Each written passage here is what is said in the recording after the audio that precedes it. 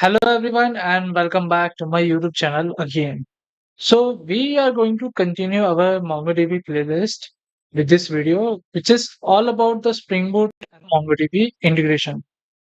Like how we can integrate MongoDB database connection in our Spring Boot application, and our Spring Boot would start interacting with the MongoDB for persisting the data or querying your data. I know that I am uploading this video very late due to some reason.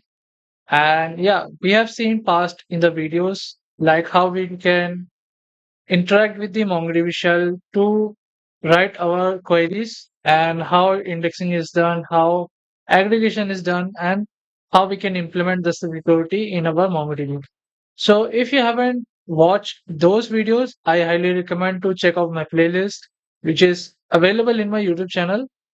And yeah, in this video, we are going to talk about how we can connect MongoDB with our Spring Boot application, how to create a project in the Spring Boot, and how we can add dependencies related to MongoDB, how we can configure database connection for the MongoDB, and we will see the basic code for writing the APIs along with the data persistence in the MongoDB, and we will see the basics of the operations which we can see for interacting with the MongoDB, like creating a data, updating the data, deleting the data, and so on. And we will see the dependencies which are compatible with the Spring Boot ecosystem. So I think we should not delay this video and let us start. Okay, so now before diving into our code for writing the connection for integrating the MongoDB with the Spring Boot, first of all, we will understand what dependencies are required and why to include this dependency,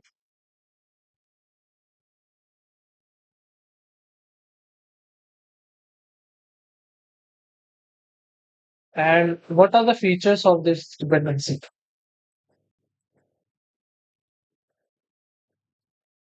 Okay, that's good. And first of all, let us understand flow diagram. So let's suppose there is a Spring Boot application. And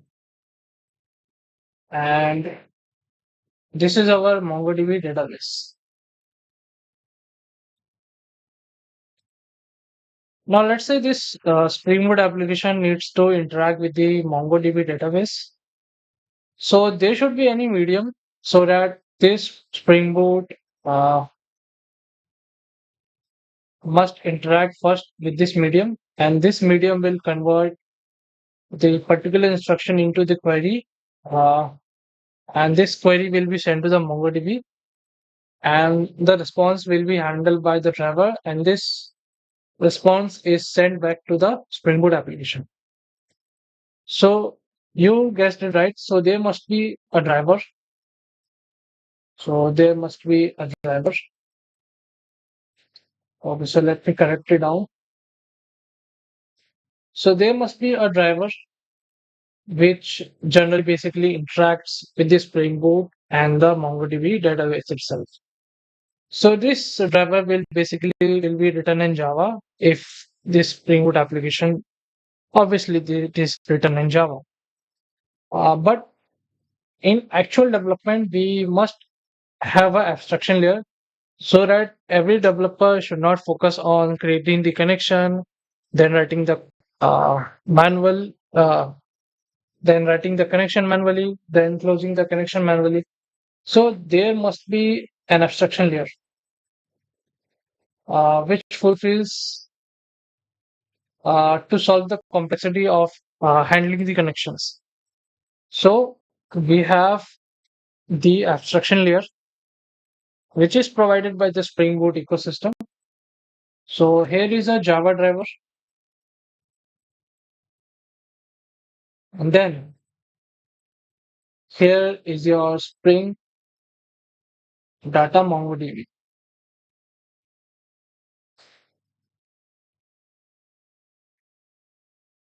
So this is the additional layer which sits in between the Spring Boot application,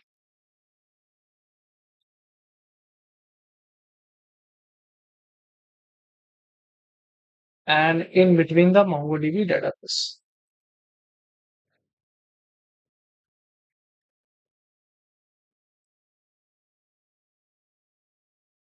So first, Spring Boot sends the instruction to the Spring Data MongoDB, and then Spring Data MongoDB converts this particular instruction into the Mongo query, and this Mongo query is sent to the MongoDB database. And then this response is handled by the Spring Data MongoDB, and it is sent back to the application itself. Okay, so let us see some of the features for the Spring Data MongoDB. So if I go back to my browser, so first of all, I open this Java driver page for the MongoDB. Now, if you see, this is the steps for creating the connection between the Java application and the MongoDB. So it is for the traditional Maven project if you are working with. So first of all, if I show you the code, so there is the Java application file, and then within this main method, first we are storing the URI, which contains the connection. So which is the connection URI for the MongoDB, and then we are handling this try with resource for the Mongo client, and then we are so just it is just creating the URI. So it is creating the connection with the help of this URI, and then we are getting the database name through this connection, and then we will find all those documents within this collection itself. And if any exception occurs, this will be gracefully handled. But if you see carefully that this code is not reusable and it is not very much scalable, so instead of manually handling connection and writing all those tedious steps, so the Spring Boot provides this Spring Data MongoDB. So it is the part of the Spring Data family. So Spring Data family basically is a set of all the dependencies for different kind of database. For example, if you want to connect with the MySQL, they have that kind of dependency. If you want to connect with the PostgreSQL, they had that kind of dependencies, and so on. Whether it is a SQL or NoSQL, so Spring Data family is there for us. So yeah. So if we carefully see the documentation, so this is the part of the Spring Data providing the integration with the MongoDB document, as we know.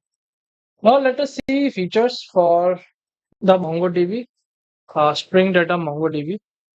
So first, it provides the Mongo template. So it's basically a class for writing the complex queries if it is not satisfy the repository itself. And we have the object mapping. It is just like the ORM concept in the Hypernet, where we can map the SQL table and the Java classes, and just like we can map the fields with the columns and the Java class with the table itself.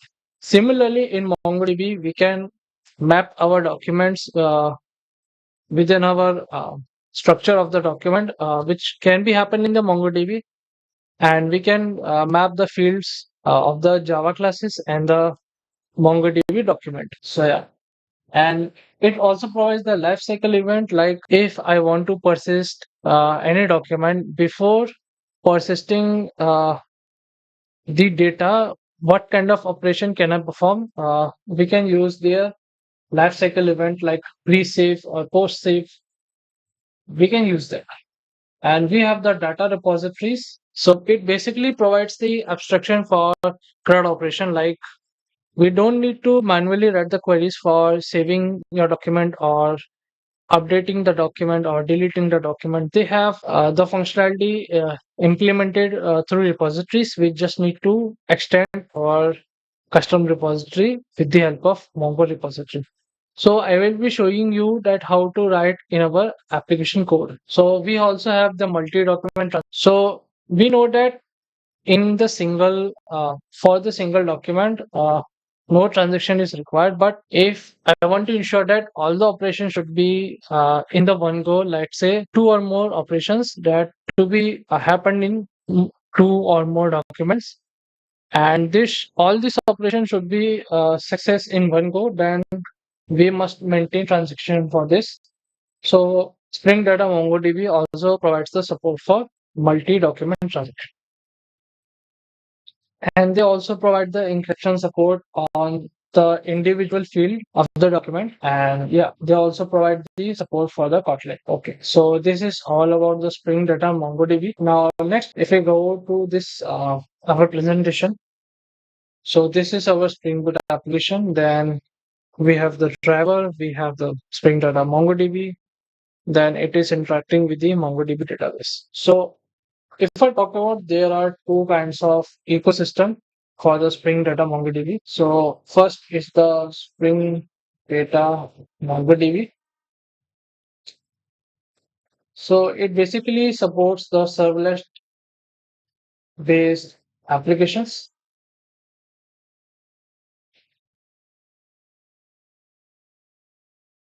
And second one is the Spring Data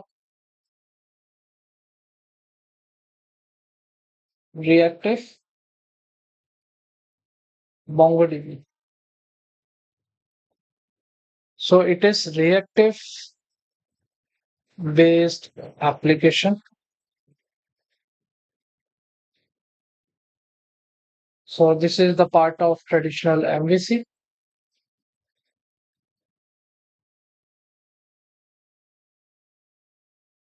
and this is the part of project reactor. Okay. So within the Spring Data MongoDB, we have the Mongo repository,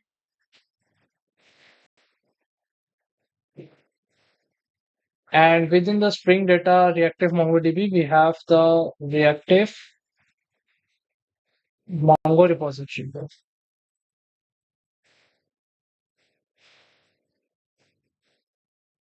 And these are used to implement the common CRUD operations like fetching or reading, fetching and creating, updating and deleting. So it has two generics argument. First one is the entity type, and second one is the data type of the primary field. So this is the primary field. Similarly, it is for reactive Mongo repository also. Now the question is, when should I use this Mongo repository, or when should I use reactive Mongo repository? So this Mongo repository is synchronous in nature, or you can say it is blocking in nature. And if it is a traditional CRUD application, we can use this Mongo repository to avoid the unnecessary complexity. And let's say if I want, mm, if traffic is traditional, then Mongo repository is preferred, or traditional or predictable. And obviously, if you are not uh, familiar with reactive programming, then we can use Mongo repository. And obviously, it is for MVC based application.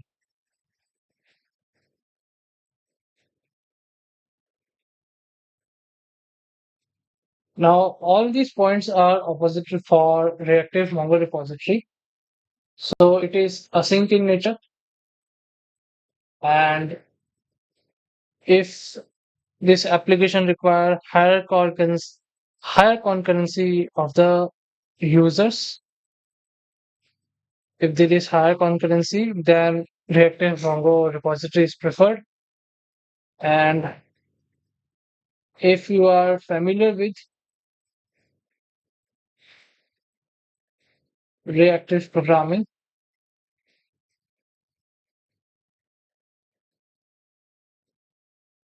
like what is Mono, what is Flux, then this reactive Mongo repository is preferred. And if you are creating your Spring Boot project using Spring Webflux,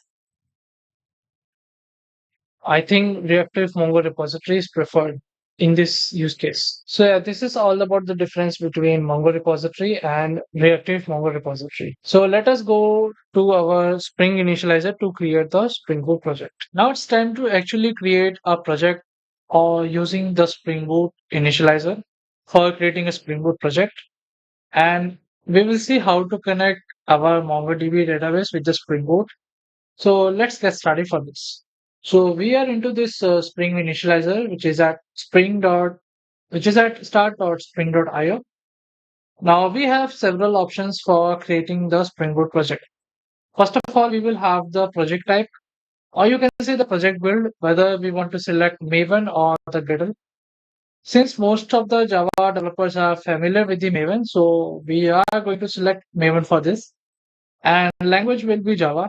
And to be very honest, I am comfortable with the Java, not with the Kotlin. So we will select Java. And Spring Boot version we will select as it is. So we will not change it. So we will have changed the group ID. Let's say com.piyush, the developer, and artifact, MongoDB integration.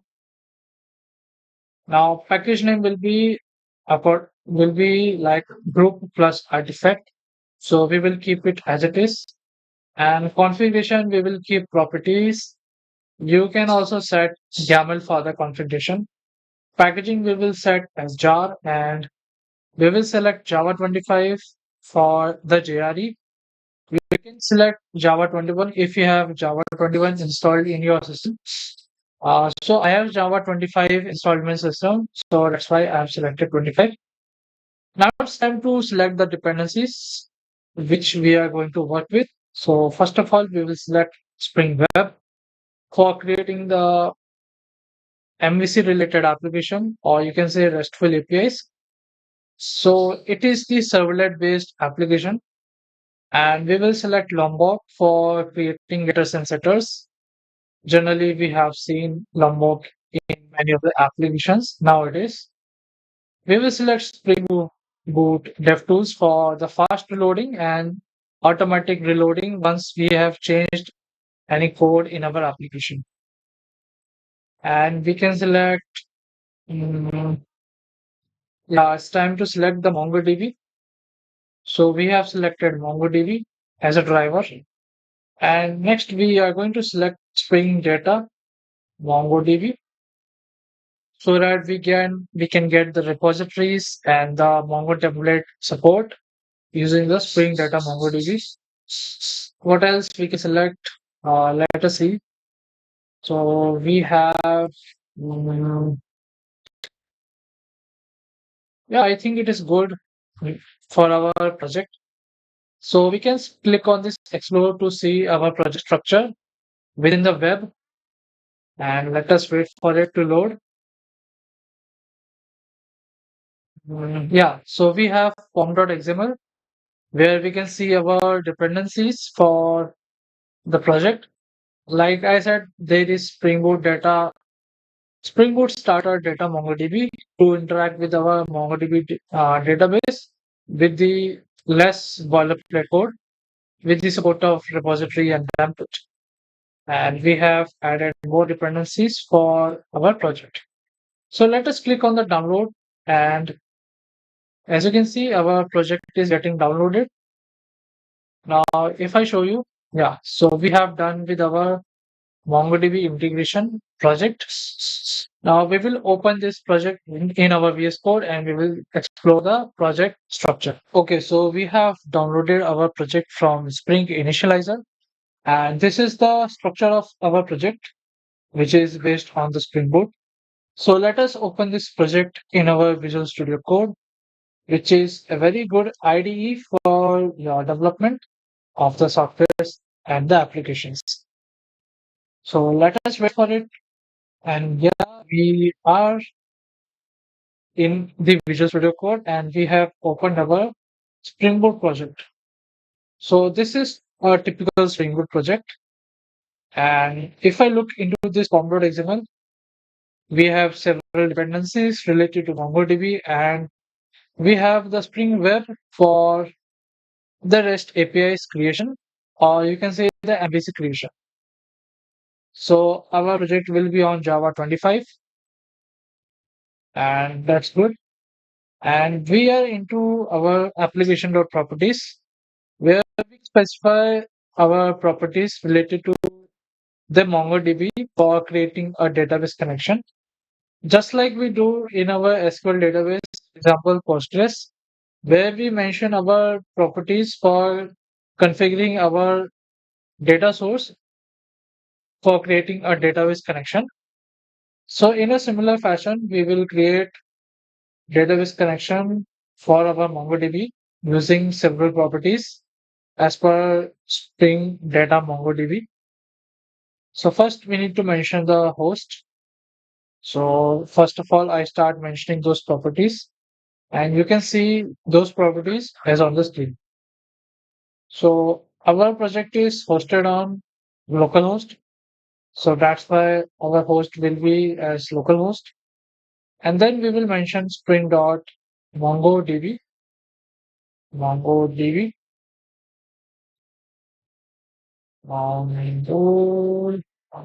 So that was my spelling mistake. Port number. So 27017 is the port number. And then we will mention the database. So behind the scene, I have created a sample database for you so that we can start working on the MongoDB integration.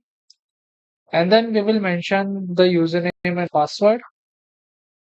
Username is test user, and let us provide the password.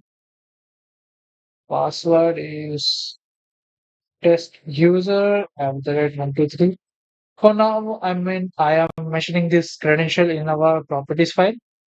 But once we deploy our application, we will be mentioning those property in the separate environment file so that these properties can be fetched by Spring Boot itself. So let us save those properties related to Spring Boot, MongoDB integration. And let us go to our main application file through which we are going to run our Spring Boot application. So we will click on this run and let us wait for the Spring Boot application to be running. So it has the embedded server like Tomcat to run the application. So let us see our connection is established or not.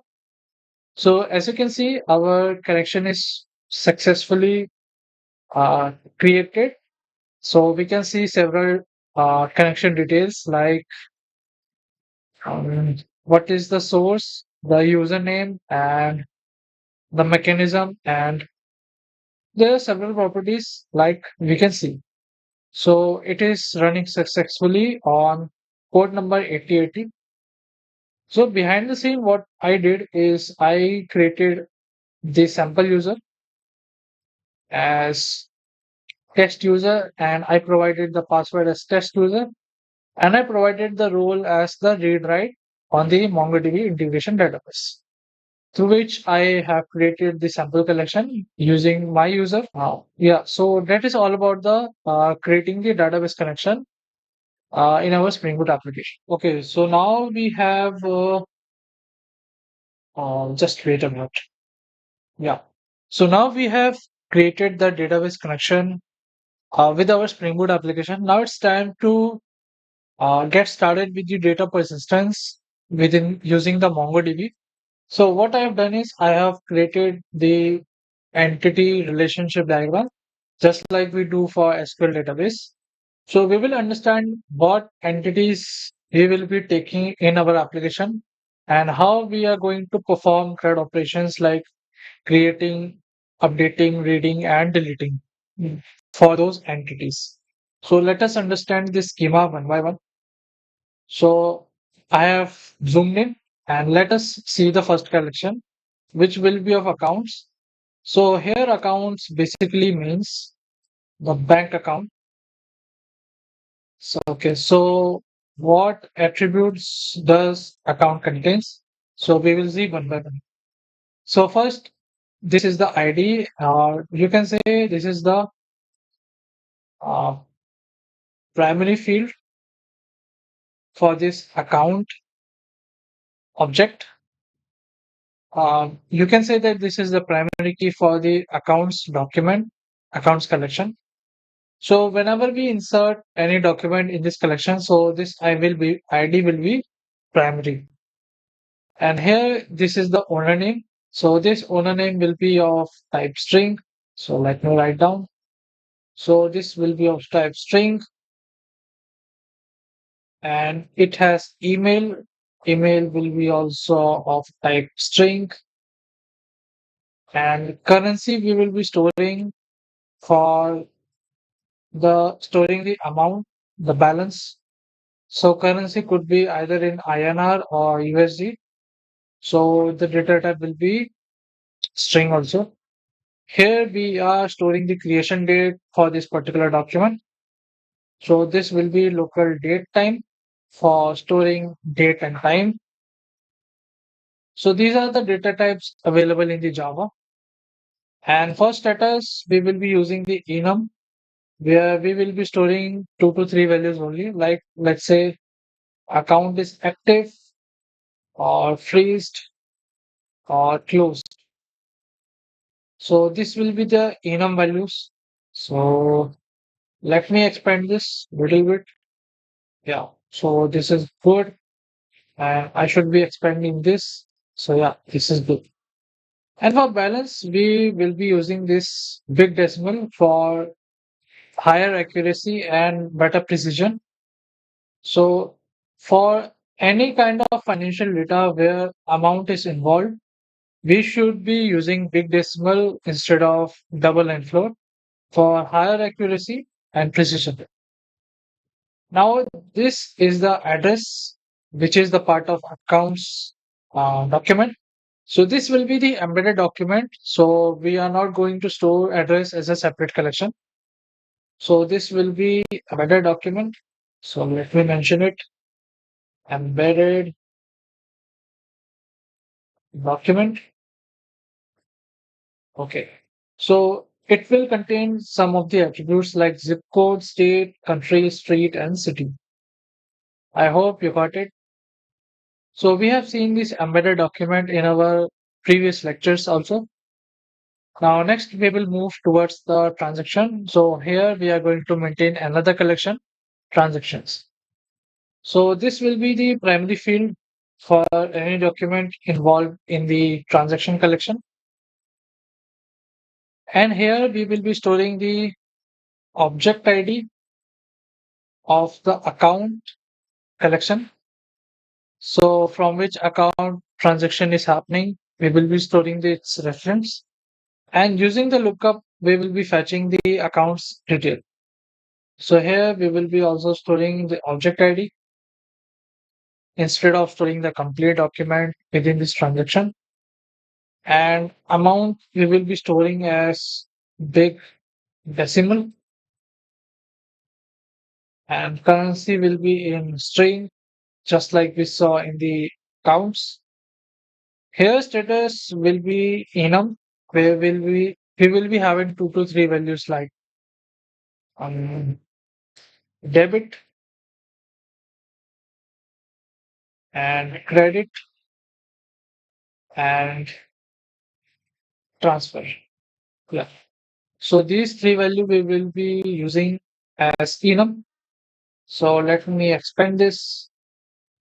I think it is good. Little bit. And then created add will be, we will be storing the creation of transaction. So this will be local date time. So this is the complete schema which I have drawn for this Spring Boot application. So let us go to our VS Code and let us start coding for entities. So we are in our application and first let us create a new package called entities. And first we will create our entity as .java. So first our, so let me create a package. Okay, so account.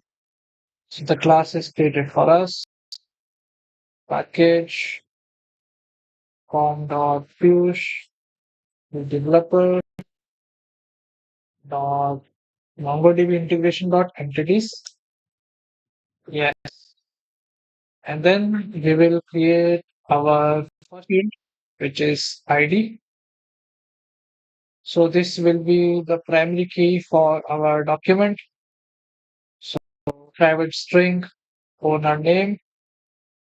So we will be mentioning the owner name and then string, email, and then we have big decimal amount and let's say private string. mm, Wait a minute. So let us see what are the entities. So we have owner name, email. Now let's say another field which is currency. So first we need to mark this class as document and this field to be marked as ID for the primary key. And let us use this field annotation. Let's say to give another name. So this will be account owner. So this will be account owner. And we need to use Lombok annotation for getters and setters, which is good. And we have name, email, and let us give another name on this field. Let's say balance amount. Okay. And here we will be mentioning the collection name. So collection will be accounts as we have created in our database. And let's say we have the private local date time created at. So to automatically assign the creation date while persisting a new record, we will be using this at the rate created date. So I hope you got it. And let us create the embedded document as address.java. Okay, so we will have private string city, private string state, private string country, and private string zip code. Okay, so we can add one or one to two more fields. So, for example, address line one, and let us provide another field, address line two. So, yeah, these fields are sufficient for our embedded documents. So, getter, setter, we will save this and we are going to create it as embedded document. So this is address and address. Okay, so our first entity is almost ready, and we will create another package called enums. So we will create first enum account status Java. Okay, so this will be enum, and we will have 2 to 3 status like active. We will have freeze, freezed. We will have closed. So yeah, once we go to this account entity, we will assign this another field as account status, which is status, and we are good to go. So this is our first entity, and let us create another entity which is called transactions, not Java.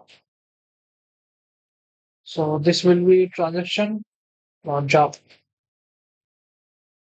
and this will be another class. So first we will provide ID to this document and private string from account ID, private string to account ID, and we will have another field which is with decimal amount, and we will have another field for currency, and we will have another field for date time, created date. So created at see, currency amount from account ID to account ID and ID itself. In last field, we will create another enum. So we will go to enums and transaction status will be another enum. Transaction status dot Java. So this will be of type enum, and let us create debit, credit, and transfer. We will save this enum and we will go to our entity class. So this will be transaction status, and we are good to go. So first we will mention it as document. We will provide the collection name as transactions, and let's say we will have getter and setter, and this will be the primary field ID, and so this will be indexed. So we can apply indexing using this index annotation. So we have applied on from account ID and to account ID. And based upon this, we can have a fast lookup based upon the from and to account ID. And this will be created at created date, and we can change the field as name as transaction amount. Yeah. So we are good with the transaction entity, and we can apply this indexing on the email folder. So we have completed the entity coding, and let us create repositories, and then we will create some REST APIs to perform the create operation on accounts and transactions. Okay, so next we will create the repositories for accounts and transactions. So we will create another package repositories, and first we will create package for account repository Java. Okay, so this will be of type interface, and this will be extending Mongo repository. Now we need to provide two arguments for this generic. First will be of entity type. So this is account, and the type of the primary field, which is string. And yeah, we are good with this. So we will mark this repository as repository annotation for creating the beans of this repository interface. Next, we will create another transaction repository. So transaction repository dot Java, and then we will have this another interface extending Mongo repository, then type of the document transaction, and the field of this the primary field of the transaction. So the type of the field is string, which is primary in nature. And yeah, we need to mark this interface as repository. Yeah, we are good with it. And then we can do,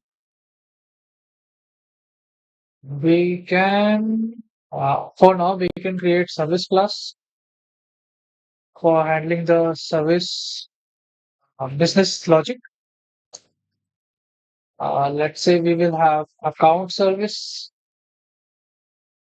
dot Java, and let's say we will have transaction service dot Java. Okay, so we will mark this class as service for automatic creation of the beans. And similarly, we will create this class as service. Okay, so these classes will be registered as beans.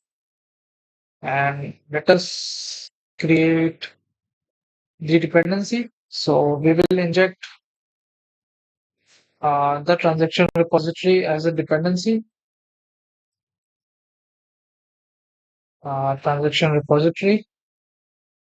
So here we will be creating a constructor for the dependency injection, transaction service, transaction repository, repo, for example. So this dot transaction repository is equal to repo. I think we are good with it.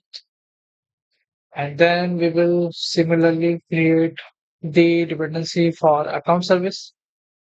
So this will be of type account repository, account repository. And then we will create the constructor for dependency injection. So account repository, repo, and this dot account repository is equal to repo. So through constructor injection, we will be injecting this dependency. And now let us create one method, which is account. Let's say create account. So this method will be accepting account as a parameter. So for now, we will be returning as null.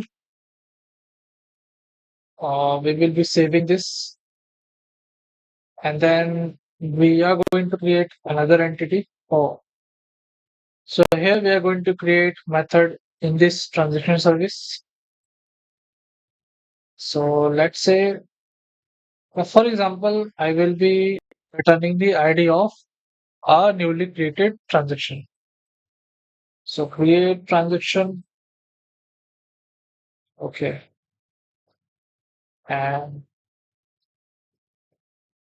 Let's say we will accept transaction. Transaction is happening. So right now we will be returning null for now. Let us save this class file. And here we will be also returning the account ID. Yeah. Okay. So we are good with it. And for now, we assume that we don't have any validation for now. So let us string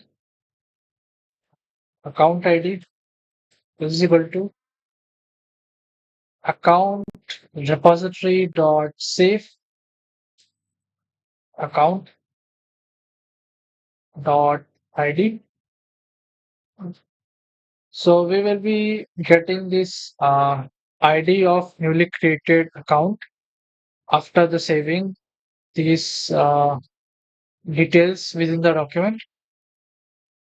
And then similarly for this, so transaction repository dot save transaction dot get ID.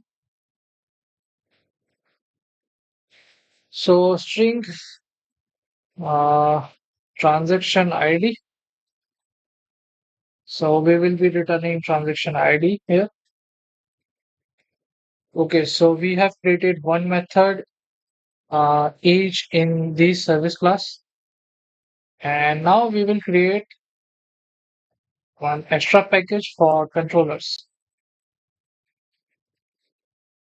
So here we will be creating account controller dot Java. Yeah. Another controller in this class,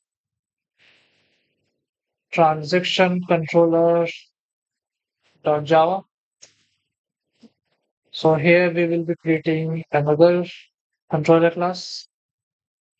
So now we will create the REST API for accounts entity. So this will be REST controller, and we will bind the request URL. So the path will be like this: API slash accounts slash v1, or we can say that API slash v1 slash accounts. So this will be the version 1 for accounts API, and similarly for the transaction controller. REST controller is here, and we have request mapping. We have the path here: API slash v1 slash transactions. Okay. So we will inject the account service as the dependency in this controller class. So account service, account service. Then we will create a constructor, account controller, account service as service. So this dot account service is equal to service. Okay, so we have created the constructor for dependency injection, and let us create public. For now, I am assigning as void for the return type. So let us create a class as create account. So we will accept account as the request body. Uh, to bind the request body with this method argument, we will use as request body annotation. And then we will be bucking this method with the post mapping to accept the post requests on this API. So let us write account ID is equal to account service dot create account, then account.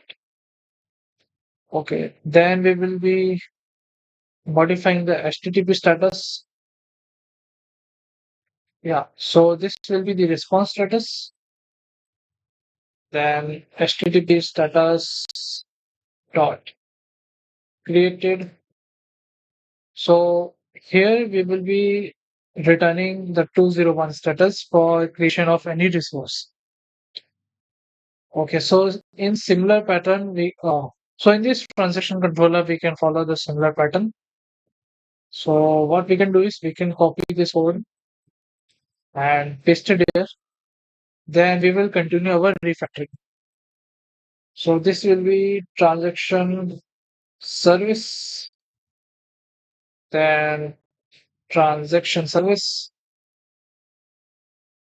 then transaction controller, then transaction service. Here we will be changing transaction service, and here we will be changing the method name as create transaction. So transaction is here as the request body. So variable name will be changed,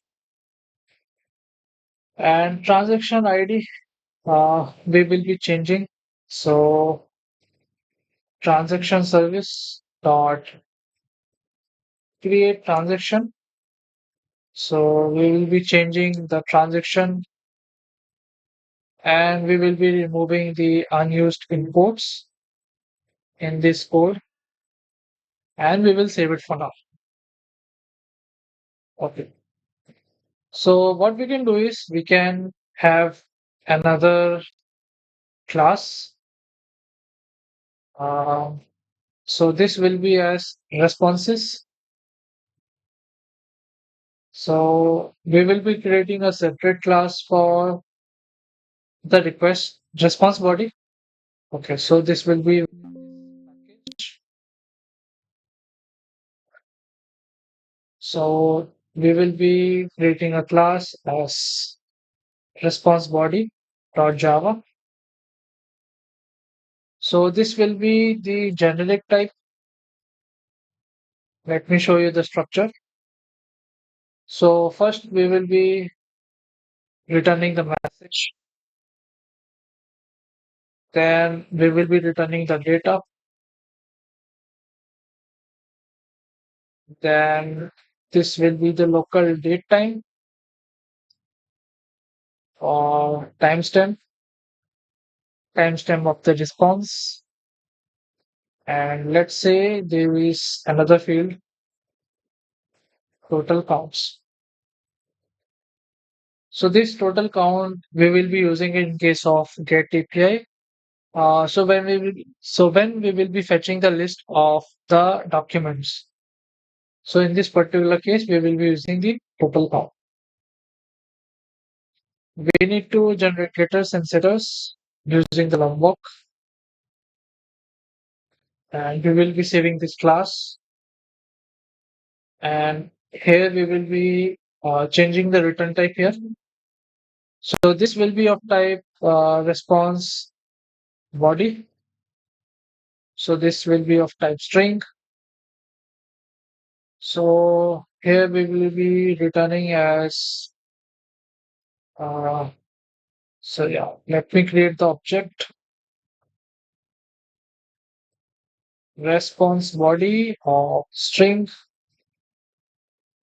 is equal to new response body. Okay, so we need to provide the variable. Okay, so response body dot set message new account created. Or what we can do is we can assign this timestamp with local datetime dot now. So once this object is created at a very particular moment, we will be assigning the current date time to this field. Okay, so we will be returning response body here, and we will be setting the data as account ID. And for now, here we will be mentioning as 0. And yeah, that's okay. So we have completed the first method. In similar manner, we will be modifying this get transaction. So response body is here, response body of string. And so what we can do is we can copy this complete code. We will copy the code and then we will be pasting these lines. So instead of account ID, we have transaction ID, and we will be modifying the message, new transaction created, and we are good with our first method on both the controllers. Now we will test these two controllers together using the Postman. Okay, so now we will start our application. So first we will run our application. So this will be configured as per our properties, which we have mentioned in properties file. So let us wait for the connection establishment. And now we have connected our application with the MongoDB. Now let us go to our Postman and we will make the HTTP request. So this will be uh, localhost, then port number 8080, then API v1 accounts. So we will select body and then raw and then the type as the JSON. So first we'll be mentioning the owner name as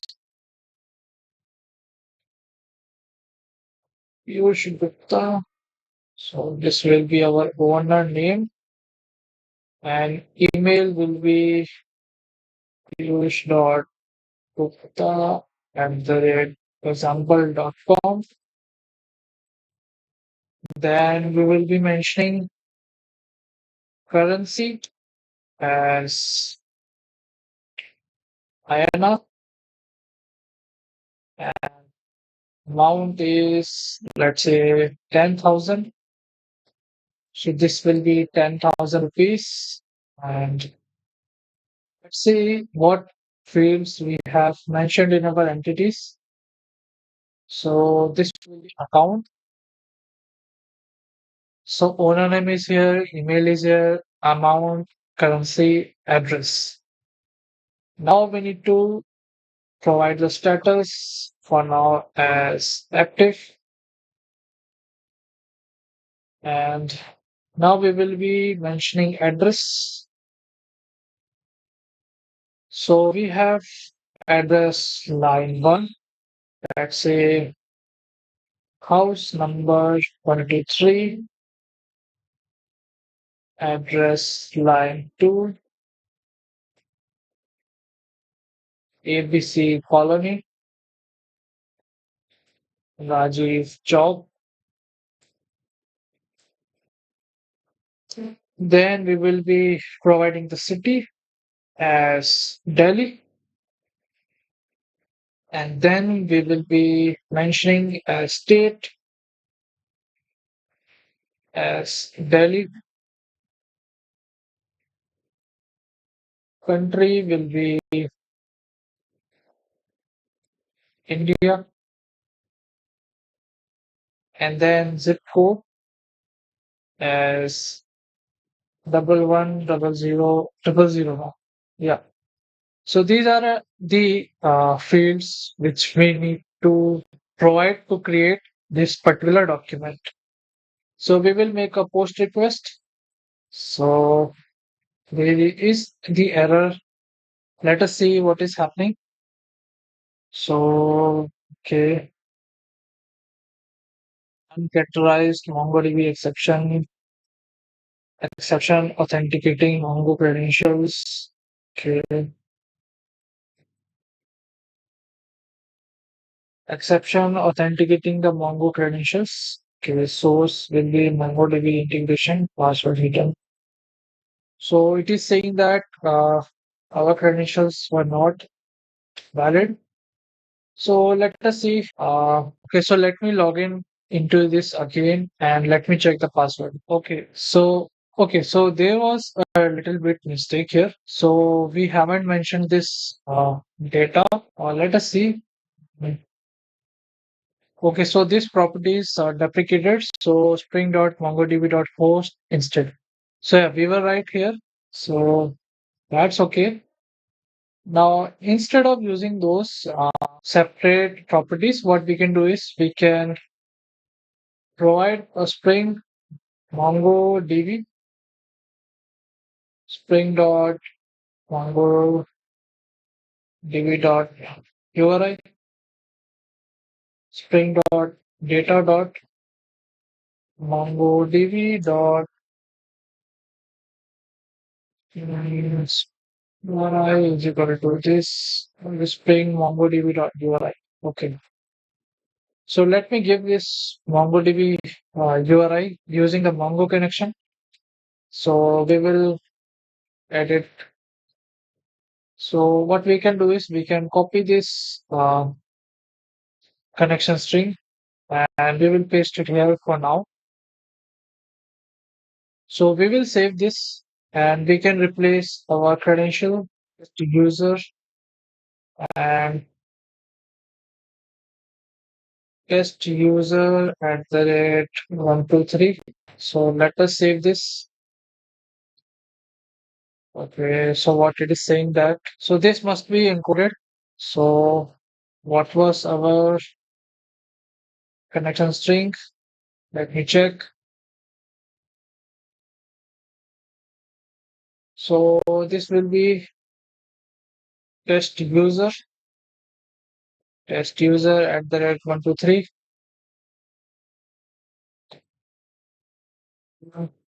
Okay, so this will be the username, test user, and let us check our. Okay, so we need to encode this like this. Let's check. Mm, So this is invalid host. Uh, Let me copy this connection string again.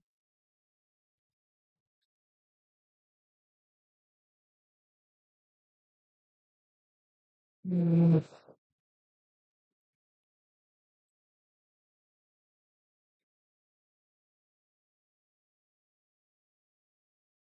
Or what we can do is we can edit connection. We can disconnect it. We can provide a test user at the rate 123, have a connection string, and you know how to fix.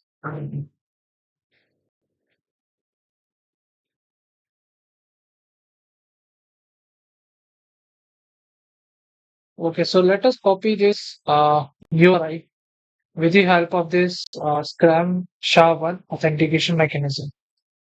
So that URI was not encoded properly as per the MongoDB. So we will copy this again and let us see if our okay, so database must not be empty. So localhost, wait a minute. So let's edit the connection details, authentication, test user, and test user at the rate 123. Let's say authentication database. Okay, just connect. Mm, Connection info. I think yeah, this would be MongoDB integration. And if I save this, I think, yeah, yes, it works. So this will be the complete URI. So this URI starts with the MongoDB colon and double slash for the protocol. And then this is the user, and this is the password, which is encoded properly. And then this will be the local host and the port number. And this will be the name of our database and how we are going to authenticate. So this is the mechanism. So we will go to our postman again and we will make the HTTP request. So as you can see that we have successfully authenticated with the MongoDB and we have persisted our data successfully. Now if I go to our accounts, let's see. So this is our data created and this is the embedded object which we have embedded within this document. So let us create another document. So we have another request body. So this will be another user. So Joe. Okay, so this will be a random user. Okay, so Joe at the rate Fernandez. So currency INR. Let's say 20,000. Account is active. House number 456. DEF colony. Let's say Saket, Delhi, Delhi, India. Let's say we have changed the zip code and let us create another account.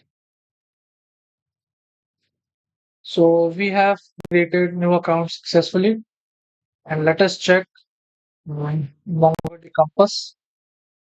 So we have two different account IDs and we have two separate documents within this collection. Now we can perform another post request on the transaction. So we will have this local host get So instead of accounts, we will be having transactions. Okay, so this will be the JSON and we will have several fields. So let us check the transaction. So from account ID, so we will copy the account ID from account ID. So we will copy from MongoDB Compass. So so the transaction will be happening from Piyush to Joe. And so this is the from account ID to account ID. Let's say we will have this document. And if I show you this amount, let's say amount is of 5,000 and currency is in INR. And mm, what are the other fields? Status. So status is of transfer.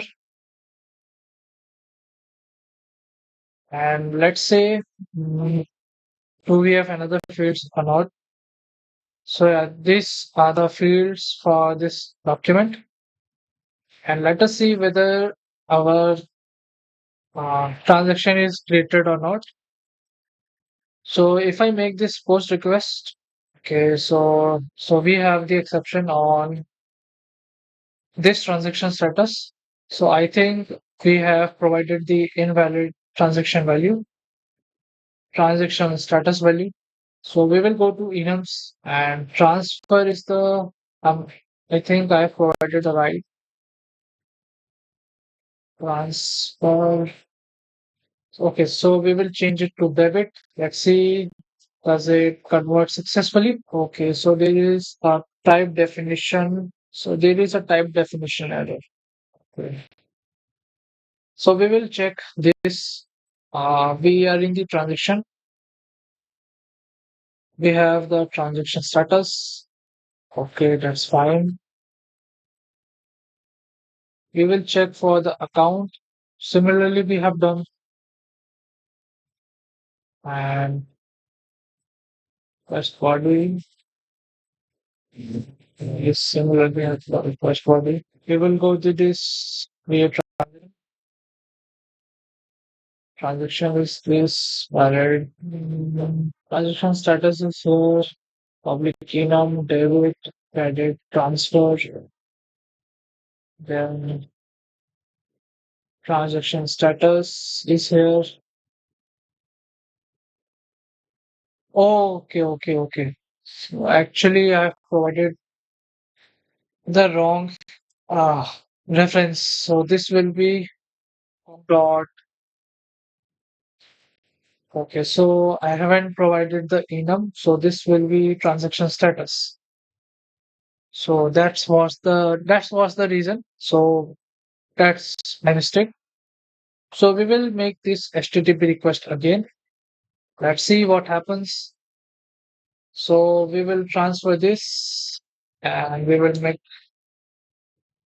So our response is 201 created. So our HTTP is request is successfully raised and we have created a new transaction. So if I go to this transaction, so a new transaction is created with from account ID to account ID and okay, so our creation time is not reflecting. Let us check created date. Uh,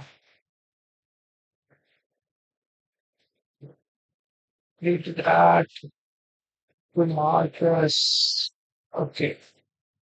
For now, we will comment it as I don't know why it is happening, so we will comment it this line for now. And yeah, similarly for transaction status. Okay, so we will save this file and so let's say transaction dot set created at local date time dot now. Similarly for account service, so account dot set created at local date time dot now.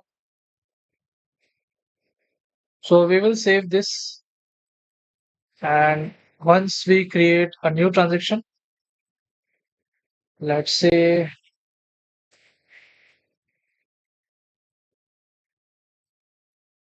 so this will be replaced by from.